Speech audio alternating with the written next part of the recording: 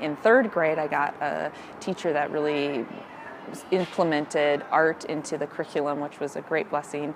And so from there I was like, I love this subject. This subject is great. And it just clicked with me. It just awakened something inside me. And so I was like, I want to be in every art camp and anything I can get involved in with the arts. And so then Saturday mornings I woke up and went to a local gallery and took art classes when everyone else was watching cartoons or sleeping in. I was like, I really want to take these art classes. I love teaching children art because if you give them just this blank sheet of paper, right, and you say, you don't have to stay in the lines, which I mean is a different, a lesson too, that's great, but don't stay in the lines, and they're not afraid, right? And a lot of times when children start off, they make something abstract, they're not making it, and which is a really great thing, and never to ask them, well, what is it? I don't see it as, what are you feeling? What were you thinking? And something evolves, right? And they tell you and they go off on these tangents and they're not embarrassed and they're not ashamed. Some little, boy came in and he was like, I see scorpions all over. And someone's like, okay, I see birds, and I'm like, oh my gosh, I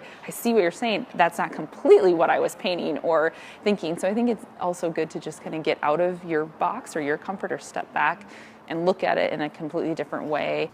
There's a lot of really great art here, and just kind of being surrounded by that for me as an artist too has been good to just see people come into my space, because usually in my studio I'm working alone and I'm all by myself and I don't have that kind of interaction of people coming in or wanting to give different insights.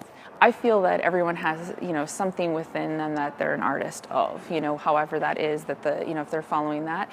And yet in my way of kind of dealing with that, or how we convey that, or what we do, if it's either using it through writing that we're going to release those feelings or thoughts or emotions or life experiences, or putting it into film or putting it into song or anything like that. Like, that's a really courageous thing to share that. So as my first year, I think that there's been so many new learning experiences for myself, more than I do. And it's been really exciting just to be around all these other artists that have been great mentors and guiding me, that are making this energy in this environment a really cool place to be for 3 months. In a way, in a way, from my home, from the Midwest, from the cold, it's been a really fun place to be. And then to meet new people that are excited about your work and really feel connected to it and drawn to it for some reason, or want to tell you more of what they see or feel.